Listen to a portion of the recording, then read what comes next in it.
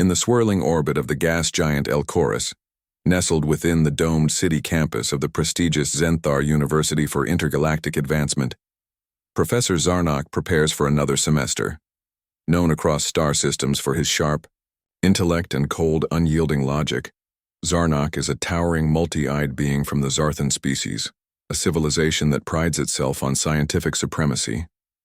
As the semester begins, he receives news that rattles even his normally imperturbable demeanor.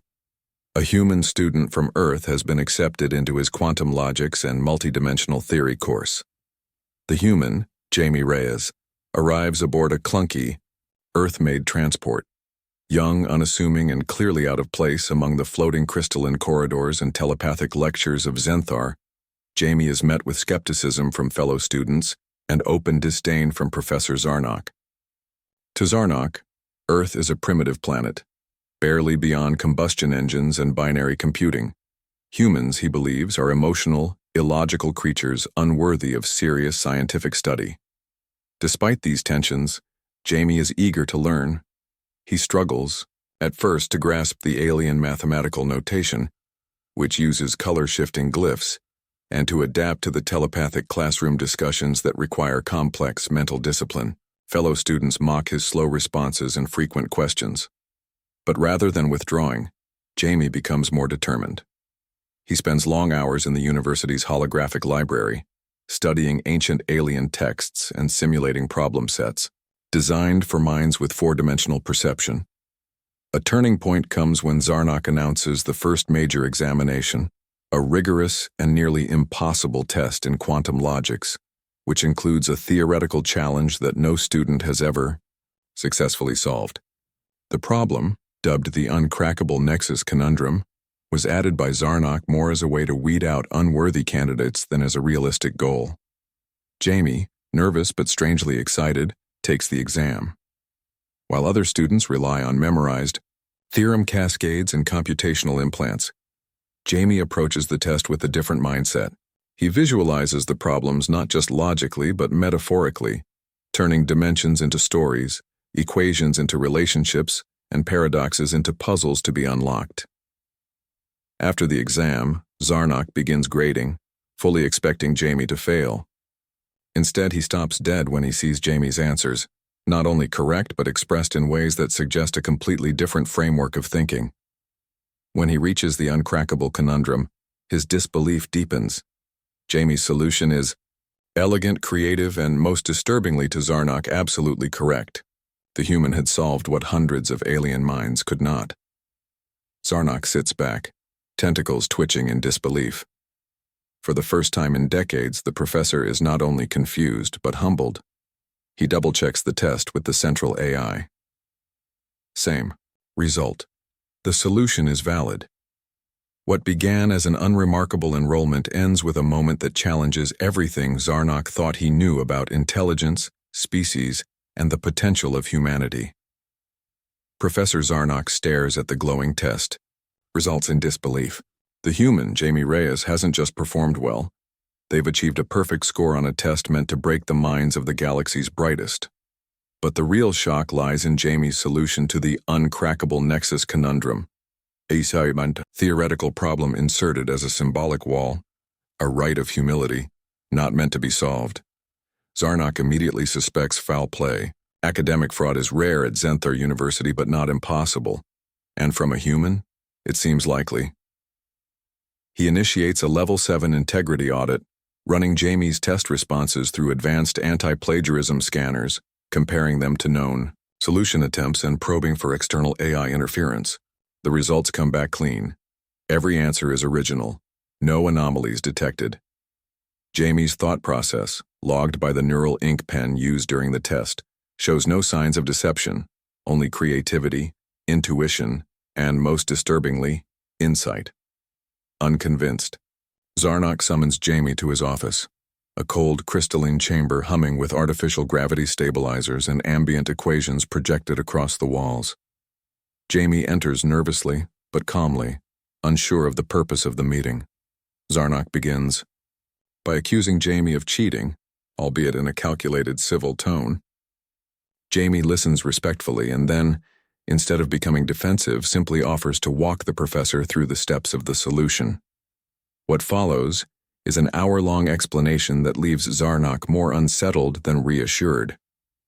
Jamie approaches the problem differently than any student before, applying metaphor, emotion, and even analogies from human art and music to abstract mathematical relationships. The logic is sound, but the pathway is alien. Ironically, it is Zarnock who struggles to follow at points. Throughout the explanation, Jamie remains humble, stating that they didn't expect to solve the problem. It just clicked. Zarnock, still stunned, cannot deny the authenticity of the approach. In Jamie, he sees a mind not shaped by the rigid educational systems of the galactic core, but one enriched by Earth's chaotic blend of creativity, emotion, and intuition. The news spreads quickly through Zenthar's academic circles. Faculty and students begin requesting copies of Jamie's test. Some are skeptical, others inspired. A few openly question whether Earth has been underestimated for too long. Zarnock retreats to the Hall of Records to search for any historical precedent of similar human breakthroughs. He finds none. In fact, Earth has never produced a student who scored higher than 60% in advanced theoretical courses. Jamie's success isn't just unusual, it's unprecedented. In private, Zarnock rereads Jamie's solution again and again. With each reading, he begins to appreciate the brilliance hidden within the strange human logic. He realizes this isn't a fluke. Jamie's mind operates on a different frequency, one that combines analytical reasoning with imaginative synthesis, or the first time in his long academic career, Professor Zarnock begins to doubt his own species' intellectual supremacy. He sees, not a fluke, but a glimpse into a new paradigm. A paradigm born on Earth. The revelation of Jamie Rhea's groundbreaking exam performance reverberates across the university like a gravitational pulse. For the first time in centuries, the uncrackable nexus conundrum has been solved, not by a Zarthan, a Teluvian, or a Syrian neural hive mind, but by a young human from a backwater planet still exploring its own moon. The academic community at Zenthar University, and beyond, is in an uproar. Some call it a hoax. Others hail it as a turning point in interspecies education. Professor Zarnock, once the bastion of academic arrogance, finds himself at the center of this intellectual storm. At first, he resists the attention, but the more he re-examines Jamie's solution, the more he understands that this is more than a brilliant answer. It's a sign of something deeper, a kind of thinking the galactic scientific elite had long dismissed. Intuition, metaphor, creativity, tools of the human mind rarely quantified, now impossible to ignore. Reluctantly at first, Zarnock invites Jamie to co-present the solution at the upcoming Galactic Symposium on Higher Thought, a revered academic event attended by scholars from across the spiral arms. Jamie, surprised and a bit overwhelmed, agrees. Together they prepare the presentation. Zarnock insists on preserving Jamie's original metaphors and analogies, even though they defy the traditional structure of academic discourse. It is the professor's first act of genuine academic humility. At the symposium, the audience is filled with towering intellects and floating hyperminds. Many look on skeptically as a human takes the stage. Jamie, though visibly nervous, speaks with clarity and passion. They explain the solution in their own terms, combining rigorous logic with unexpected storytelling. To many in the audience, it's like watching science become art. Zarnock follows with a brief but powerful statement. He admits to his previous prejudice against humans. He admits his failure not just in judgment but in imagination, and he credits Jamie with expanding both. The presentation ends in stunned silence, followed by a slow ripple of applause, first polite, then thunderous. For the first time, a human is not seen as a curiosity or outlier, but as a contributor to the future of galactic knowledge. Jamie is offered honorary fellowships, interstellar research grants, and even a permanent place at Zenthar. But Jamie declines. Instead, they request permission to return to Earth to share what they've learned and help others there unlock their own potential. Jamie sees themselves not as a prodigy, but as a bridge.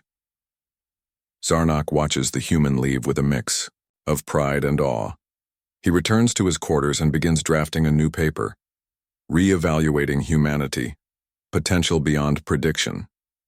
It's not just a tribute to Jamie, but a manifesto, a call to the academic world to open its eyes, not just to new minds, but to new ways of thinking. In the final scene, Zarnock stands at the observation deck, gazing down at the blue marble of Earth. For the first time, he doesn't see it as a primitive planet, but as the origin of a new frontier.